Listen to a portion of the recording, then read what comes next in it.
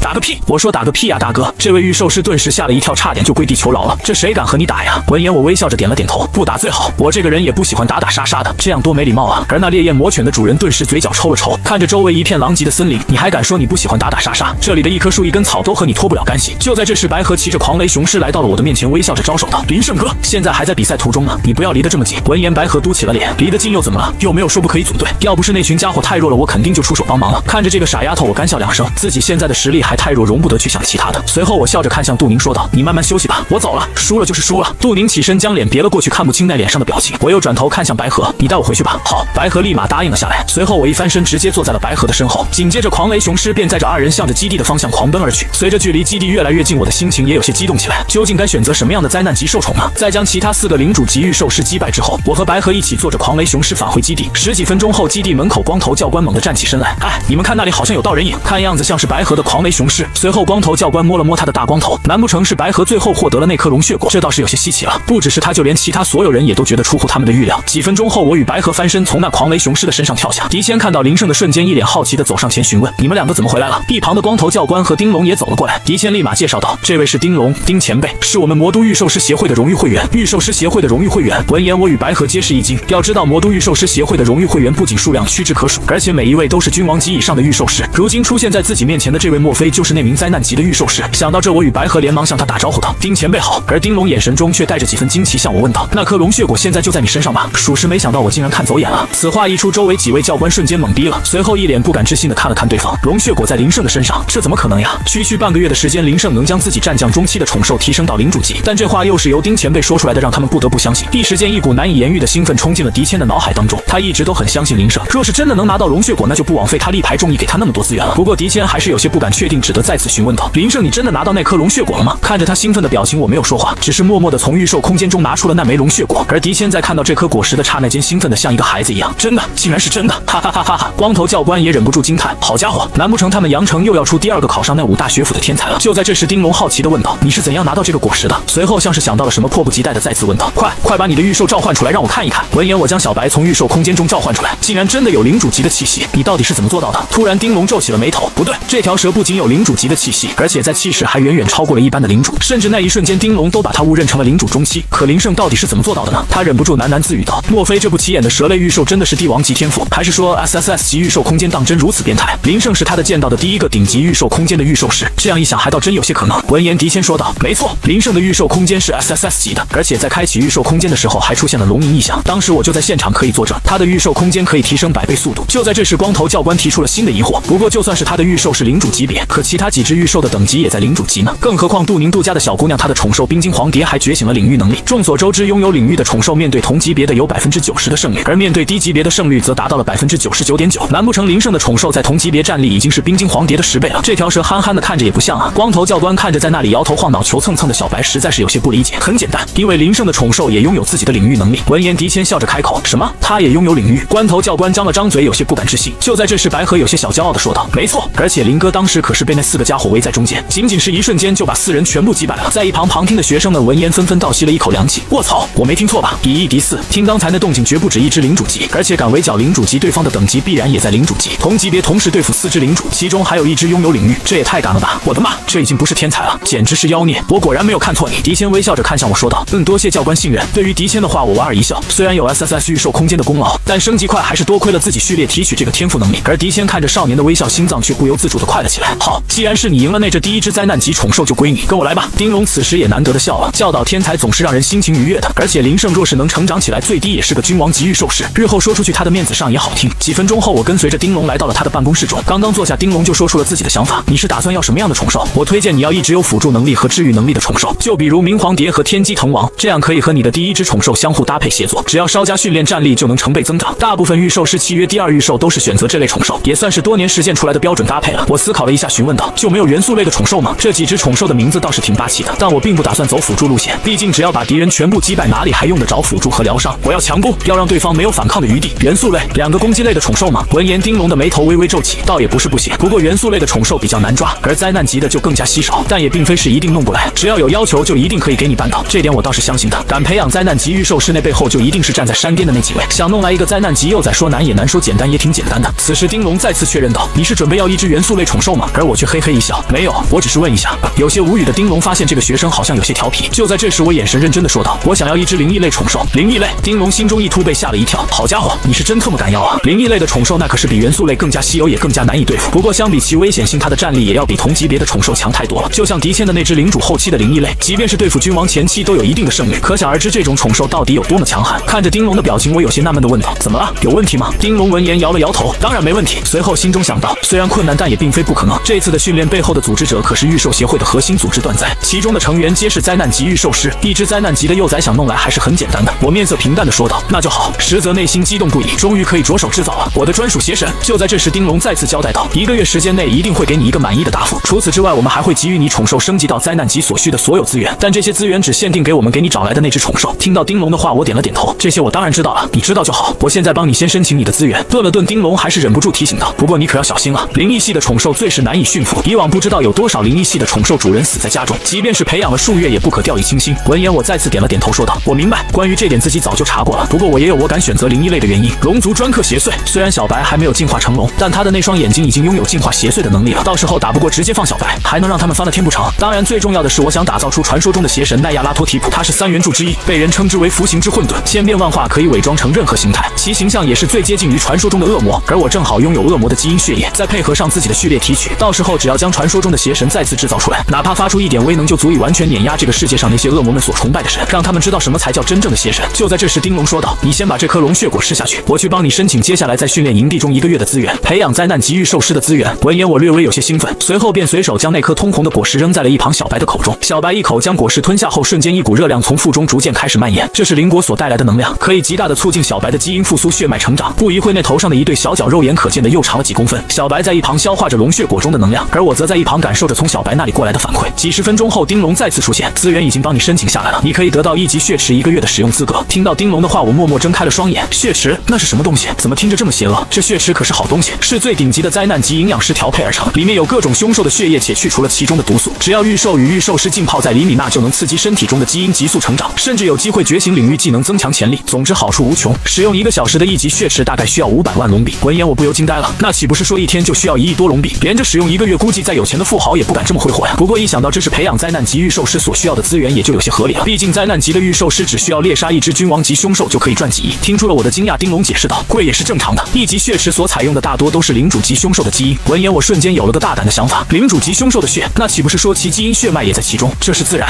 血池里都是采用新鲜的血液，不然时间长了，那些血液就会腐蚀败坏。听着丁龙的话，我心中不由兴奋起来。正巧自己没地方去寻找领主级凶兽夺取其基因，如今有了这血池，省了自己不少麻烦。很快，我跟着丁龙来到了一处房间，这处房间四面被遮挡着，隐隐有些日光从外面照射进来。刚一进来，一股浓郁香醇的味道便扑面而来，让人忍不住猛吸一口。仔细一看，一个100乘100的池子当中存放着满满的浅红色血液，而那味道就是从那池水当中散发出来的，没有想象中血腥扑鼻的味道，只有清香和让人忍不住品尝的冲动。这是来自于基因当中的冲动。你进去吧。说完，丁龙便转身离开，关上了大门。随后，我便和小白一起进入了池水中。刚一进入水中，皮肤便传出阵阵刺痛感，就仿佛什么东西要钻进体内一般。而随之而来的便是一阵极其舒适的感觉。舒服啊！我一脸享受的缓缓躺倒在水池之中，而一旁的小白也在池水上翻了肚皮。不过我可没忘了正事，伸出右手瞬间发动序列提取，顿时房间中爆发出一阵刺眼光芒，紧接着池中的水更是瞬间便缩减了1/3。很快，一道道犹如刷屏般的声音在我脑海中传出：获得烈阳神虎基因，获得青田牦牛基因，获得铁刃独角金豹基因，获得硬化熟练技能基因，获得爪击熟练技能基因。一道道数据在我的脑海中疯狂跳转，我差点被这突如其来的幸福冲昏了大脑，好爽啊！我是真的没想到，居然还能这么吸收。不过随着提取的基因不断增多，随之而来的便是一阵头晕目眩的感觉袭来，直至我攀附在池水边过了数分钟才恢复过来。这一下提取了少说有上百只生物的基因，属实是有些让我承受不住啊！我擦了擦额头上的冷汗，感慨道：看来每次提取基因也是有限度的，必须要恢复一段时间才行。今天就先到这里吧，得回去把这些基因消化一下。紧接着一股止不住的兴奋涌上我的心头，这里面大部分可都是领主级的生物呀，虽然其中也掺杂着一些战将级，但这些生物的技能等级都极高，若是注入给小白，很多技能都能得到升级。而此时的门外还未离开的丁龙笑眯眯地摸着胡子，这下好了，估计1个月都不用见这小子了。林胜这小子实在是太妖孽，总是干出一些出人意料的事情来，跟他待在一起打击实在是太大了。不过这下估计是没机会见到他了，这一大池子1级血池少说也要吸收1个月。然而没等丁龙继续想下去，只听嘎吱一声，身后的门响了，随后我便打开房门，从中走了出来。丁龙有些疑惑地问道：你怎么出来了？我摸着一旁小白的额头开口回应道：吸收不了了，需要先消化一下。吸收不了。闻言，丁龙满是疑惑地进入了屋内，借着昏暗的灯光，他发现此时的血池中的精华已经少了1/3。你已经吸收了1/3了？丁龙震惊的胡子都在颤抖，这才过去多长时间就直接将血池吸掉1/3？估计全程都不超过5分钟吧。就算你直接用嘴喝也不可能这么快啊，这还是人吗？但事实就摆在眼前，这房间就是为了防止其中的精华泄露建造的，想在短时间内将血液转移是不可能的。那么就只有一种可能了，就是林胜已经将这血池里的精华吸掉了1/3。猛然间，丁龙的脑海中如同一道晴天霹雳劈中猛地炸开，这小子，这就是 SSS 级产生龙吟意象的预售空间吗？居然还有这种逆天功效，说不定这小子真的能考进那五所学府。想到这，丁龙激动的胡子都微微颤抖起来，难以想象他此时的心情是何等的激动，就如同捡到了一块稀世珍宝一般，甚至一时间都让他忘记了这血池的价格。当然，血池虽贵，但训练背后的断灾并非供应不起。如果能再培养出一名灾难级预售师，那协会的势力将会再次得到一个拔升。断灾当然不会平白无故出钱帮助培养，毕竟得到了他们这样大的好处，日后有很大机会将这些强者吸纳进协会当中的，就算不加入也不可能与他们为敌。随后，丁龙走出房间说道：你剩下这1个月就留在这里训练吧，只要血池不够，随时来找我，马上就可以供应。闻言，我点了点头，若是还能更新，那是最好不过了，毕竟每次吸收其中的凶兽血液，说不定都会有所改变，我也能从中获得更新的能力。就在这时，丁龙盯着我的双眼，严肃地问道：等训练结束，过不了多久就会开始全国预售师的统考，你打算考进哪所学府？我毫不犹豫地回应道：魔都学府。好，听到这句话，丁龙顿时欣慰地笑了。如果林胜只是想考一流大学，只能说明其心性和眼光还不够长远，这样就很难成为顶尖的强者，他也就不得不考虑一下是否要这样投资了。不过想考进那5所最高学府可不简单，虽然靠你的实力已经能轻松考进一流学府，但若想考进顶尖学府，你所面对的对手可都是拥有着能够相互搭配的双预售的预售师。这些我知道，我面容严肃地回应道。那些大家族的人都是提前准备好至少2只预售，从小的时候便让他们一同训练，2只预售在战斗当中互相配合，就如同心灵相通一般。而我必须在得到新的宠兽之后，不仅要立马提升其实力，还不能让其有反抗心理，同时还要和自己的第1只预兽相互训练，融洽相处，这其中的难度可想而知呀。更何况我的第2预兽还是极难驯服的灵异类，其难度又必然会大幅度提升。这也是为何林胜说要选择灵异类宠兽时，丁龙吃惊的原因。好了，你先接着训练吧，接下来几天我会再从营地中挑选2位天才。丁龙留下一句话后便离开了此地，而我也带着小白回到了自己房间中，随后便将领主级的基因血脉注入小白体内。仅仅是一瞬间，小白的体表便滚烫如同热水一般，散发出丝丝雾气。与此同时，小白身体也在这股雾气下不断扩大，头颅两侧也逐渐长出一对细长的龙须，额头上的鹿角则不断向后蔓延伸长，金黄色的瞳孔也愈发灵动有神。而当这股能量反馈到我的身体当中之时，猛然间袭来的冲击力直接将我冲击倒地，那撑地的双手竟然直接在地面上留下2个手掌印，这是我的力量。我有些不可思议地看着双手，领主级的基因血脉果然霸道。再次转头看向小白，鹿角龙须已经初步有了巨龙的模样，但龙族特有的金爪却没有出现。随后查看了一下小白的技能属性，完美级别的硬化技能足以让小白抵挡住现如今的所有热武器，除了核弹已经无所畏惧，而小白还多了鱼须技能，能够在水下呼吸快速游走，实乃是逃跑神器。随后我对着系统说道：查看进化为蛟龙的条件。紧接着眼前便浮现出一串数据：蛟龙君王级，吞噬万种生命，龙魂已拥有。没想到竟然还有意外之喜，龙魂应该就是之前从透灵石中跑出来的被我吸收的那条小龙虚影吧。如果当时错过了，恐怕自己找龙魂就要找很长时间。几十分钟后，小白接收完毕，身上的各种基因与技能都得到了全面加强，已经完全能挡得住领主中期甚至后期妖魔的攻击。而且小白的等级虽然还在领主前期，但已经初步具备了领主中期的战斗力。我不由笑着开口道：“如果再算上那些技能，领主后期也并非没有一战之力。”随后我也没有闲着，带着小白再次前往之前的深山中击杀凶兽锻炼，这样可以让小白熟络技能的使用和加快吸收速度。之后的时间，我每天在血池中浸泡过后，就会带着小白前往野外猎杀凶兽，等恢复的差不多了，就再次在血池中浸泡，基本上3天就能将一池子的凶兽血脉吸收完毕。而在消耗完之后，丁龙则会再次将其注满。再一次吸收完毕后，我有些感慨地说道：“凶兽基因和之前相比重复的有点多呀，不过也没办法，领主级凶兽的种类固然很多，但在一定的区域内实际上是有限的。而这血池中基因重复的原因，还有很大可能是因为其养殖的凶兽相似造成的。不过这样也好，血脉重复也就意味着他们的技能记忆基因也是重复的，这样的话就可以快速提升小白的技能等级，这一点还是很重要的。越是到后期，技能的熟练度就越是重要。相同等级之间，往往就是由技能的熟练度决定战斗的走向。正在思考的时候，我带着小白打开房门走了出去。然而刚一开门，迎面走来便是一个洁白如雪的女孩，两人霎时间四目相对。杜宁愣了一下，而后一股红晕瞬间从脖颈爬满了皎洁的面庞。变态！骂了一声后，杜宁脸色通红，迅速转身离开，心脏腾腾跳个不停，脑海中抑制不住的回想着刚才看到的画面，那一身完美的肌肉线条比自己在杂志上看到的一些男星还要完美。不对，我想这个干什么？这家伙是个变态呀！杜宁简直要疯了。每次见到林胜这家伙，总是会有不好的事情发生。看着那少女仓皇逃窜的背影，我也不知道说什么好了。毕竟是自己理亏。说实话，我是真没想到这一点。毕竟自己每天2点一线，几乎没人会来这，但却疏忽了可能会有人再次通过测试得到灾难级幼崽和自己一块训练，结果就和往常一样，没穿上衣就走出来了。我不由挠了挠脑袋，看来下次要注意一下了。而杜宁能拿到第2只灾难级幼崽，我也不意外，毕竟他的宠兽拥有着领域能力，足以吊打其他人。在这之后的时间，我经常能见到杜宁的身影。不过每次见面，杜宁总是有意无意的偷瞄林胜，似乎对林胜的实力增长速度很是好奇。10几天后，第3个获得灾难级幼崽的人员出炉了。令我没想到的是，竟然是白河。我有些不可思议的问道：“你竟然能在他们的手里夺到灾难级幼崽？”随后想了想，觉得也并非没有可能，毕竟我没有和白河的宠兽交过手，而且最具威胁的骑士巨人已经被小白给重伤了，没有1个月时间，恐怕是恢复不过来。这倒是给了白河机会。白河窃笑道：“大家的宠兽都是君王级天赋，我怎么就不行了？自从学校分离后，我可是很努力的。”随后有些好奇的问道：“不过林胜哥，你的第2只幼崽打算契约什么类型的？”我听杜宁说他打算选1只元素类的，其实我也是这么打算的，毕竟元素类的很稀有嘛。我笑了笑说道：“秘密，切！”神秘兮兮的。白河有些无语的白了我一眼。不过林胜越是这样，他就越是好奇。而后的时间里，我和白河时不时就在野外结伴而行，空下来就会商讨一些关于御兽训练方面的事情。到最后，甚至连杜宁也加入了进来，从2人行变成了3人行。2人最大的目的还是打探一下林胜到底选了什么幼崽，属实是让2人好奇的很。终于和2个绝世美女朴实无华的生活过了1个月左右，我的白蛇再次突破了境界，达到了领主中期。此时丛林中，小白的蛇尾一动，瞬间将1只领主前期的凶兽秒杀，就如同杀鸡一样简单。白河站在一旁一脸的惊叹：“好强啊！小白好像比以前更强了。之前他的狂雷雄狮还是和小白同时进入领主级的，结果才这么短的时间内，小白就达到领主中期了。这升级速度已经远远超过他们了。”也正在此时，一道讯息从手表上传出，2人同时接收到了这条信息，低头向手表上看去：“你们的幼崽已经到了。”看到这一行字，2人的脸上都是抑制不住的欣喜，相互回望了一眼后，迅速骑上狂雷雄狮，便朝基地中狂奔而去。不到半个小时时间，便从上百公里外的丛林回到了基地中。此时，在一处庭院的地面上摆放着3个绝对漆黑的牢笼，我和杜宁、白河3人此时就站在那牢笼前，即便隔着笼子都能感受到从中传来的急躁的动静。这是帮你们抓回来的灾难级幼崽，这次可是出动断灾10几名灾难级御兽师，深入凶兽腹地，与那些凶兽展开了翻天覆地、破碎虚空的战斗，可以说是人类建立起基地史以来前所未有的大动作，一直打到大道都要磨灭了才行了。丁前辈你就别吹了，我们都知道。闻言3人默默翻了个白眼，丁前辈是不是小说看多了，还打到大道都磨灭了，能把山打磨灭就不错了。嗨嗨，这不是为了让你们知道幼崽来之不易吗？且行且珍惜啊。丁龙默默解释，似乎有些心虚，随后脸色一变，严肃地说道：“接下来就是重头戏了，这些灾难级幼崽都是强行抓来的，情绪很不稳定，你们要想办法让他们尽快先接受你们，最好能在1周时间内培养好感情，半个月时间内契约。还有在契约与安抚的时候，务必要保证周围没有其他人。”丁龙交代的十分详细，毕竟契约幼崽他是不能在一旁观看的，因为一些强悍血脉的后代会主动选择实力更强的御兽师，有他在，这些学生想要契约这些宠兽幼崽根本就不可能。我们明白了。3人相互点了点头。1周培养感情，半个月契约时间确实紧迫，但为了灾难级幼崽，一切都是值得的。随后3人将那地面上被黑幕遮住的牢笼拿起，便准备各自回自己的宿舍尝试安抚沟通。而我在临走时被丁龙单独留了下来。此时丁龙看了一眼那笼子，眼神中露出深深的忌惮：“你可得小心了，你这只生物可是让我的那位老朋友元气大伤，他的宠兽至少要花费上百亿，再休息半年多才能恢复过来。不过你放心，他还只是个幼崽，甚至于什么都不知道。厉害的是他那灾难级的老妈，到最后那老怪也只是受了小伤。放心吧，前辈。”闻言我心中流露出一丝丝感动。这些前辈们果然是说到做到，看来这个叫断灾的组织也并非像他的名字一样一股黑暗感，里面的御兽师们还是挺有人情味的。此时宿舍内，我盘坐在地面，看着那漆黑的笼子，小白则在一旁勾着头，也是好奇无比。随后我摸着那漆黑的笼子，谆谆教导道：“我能不能考上魔都学府就靠你了呀！说近了你是事关我能否成为世界最强者的关键，说远了我要是成不了世界上的最强者，那都是你的错呀！”这一套话术听得一旁的小白都是一愣一愣的。说完我便按下笼子上一个深红色的按钮，紧接着这科技笼子周围的黑幕便消失了，里面的场景也映入眼帘。可看着这笼中的生物的那一刻，我顿时懵逼了，就连小白也是瞪大了蛇眼，甚至都不再吐信子了。只见在那笼中有着一只宛若幽灵般的生物悬浮在那里，它的模样就仿佛晴天娃娃一般，脸上还带着一丝委屈。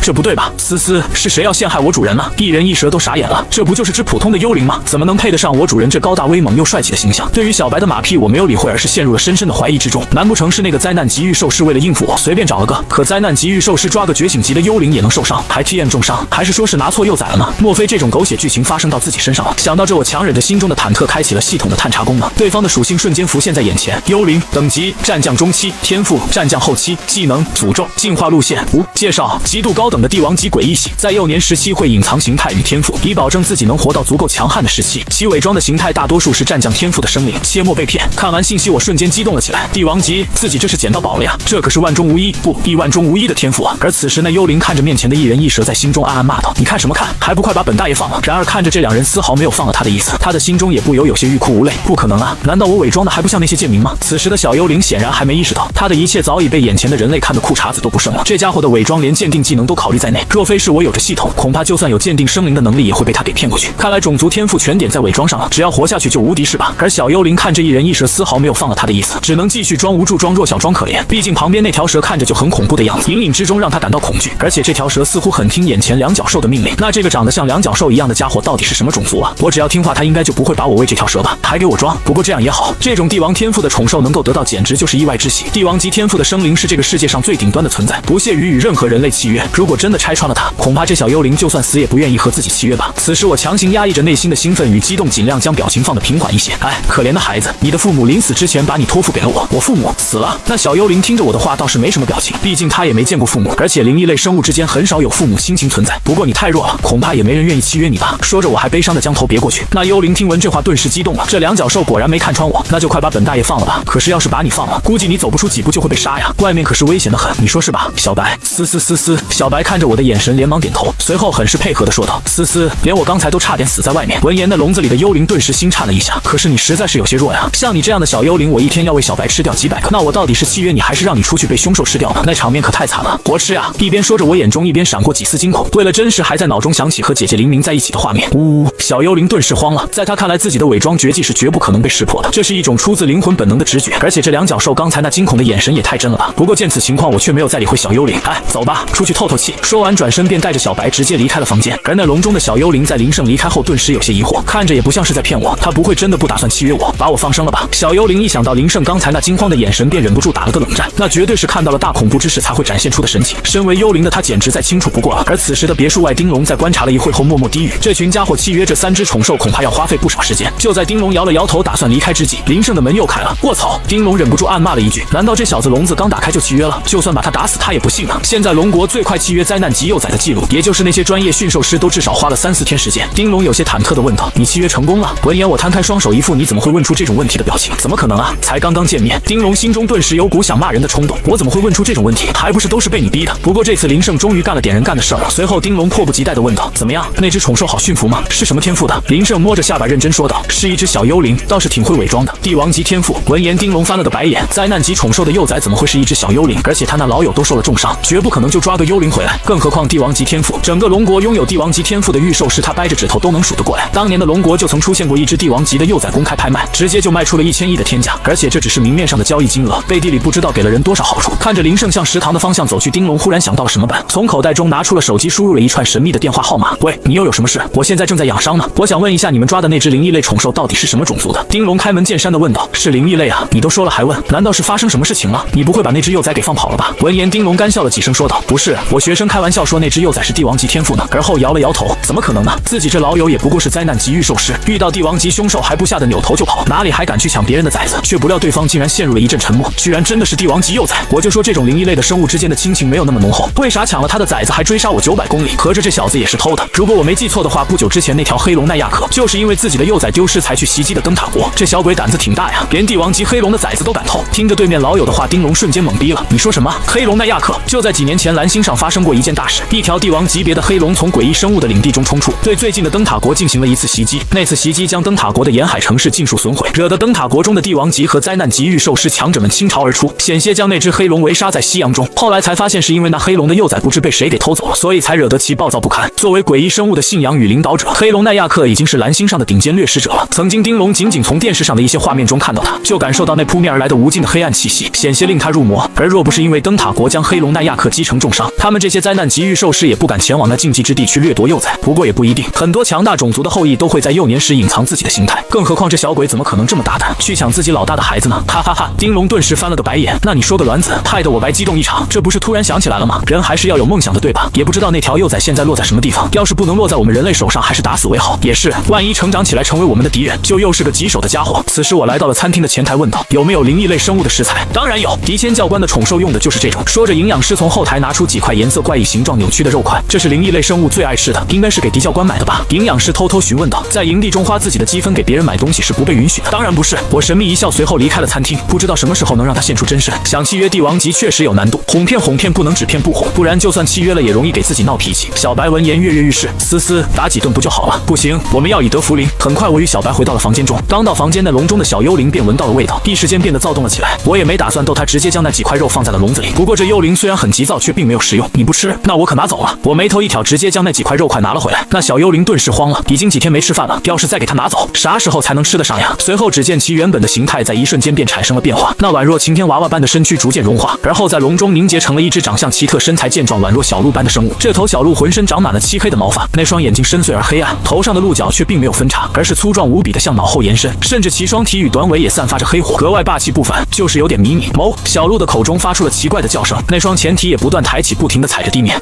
怎么不一样了？我故作疑惑道，但脑海中对方的信息已经浮现在眼前。黑岩鹿幼崽，等级战将中期，天赋帝王级，技能伪装，成长至君王即时消失，黑火践踏，体型变换，死亡领域，进化路线黑岩王鹿。介绍：强悍霸道的生灵，位于食物链的顶端，被人赋予龙的称号。看完介绍，我的脑海中顿时一震，这不是那条黑龙奈亚克的幼崽吗？当年的传说我自然是听说过，能被冠以龙之称号的生灵皆是处于食物链顶端的存在。关键这家伙居然也拥有领域。都说麒麟踏祥云，人间百难消，这头黑岩鹿恐怕只会带来死亡与灾祸吧？你这天赋倒勉强还行。一边说着，我一边将笼子打开，随后那幼崽从中走出，3两下便将盘中的食物吃了个干净，显然是饿极了。等他吃完后，我直截了当的开口：愿意和我契约吗？那小鹿看了看一旁虎视眈眈的白蛇，默默点了点头。鹿在屋檐下不得不低头。30年后我一定。然而还没等他发下雄心壮志，一股难以言喻的能量血脉与奇异的感觉涌入了其身躯当中。仅仅是一瞬间，那小鹿便突破到了战将后期，甚至于其身上漆黑的毛发也变得更为旺盛，油光发亮。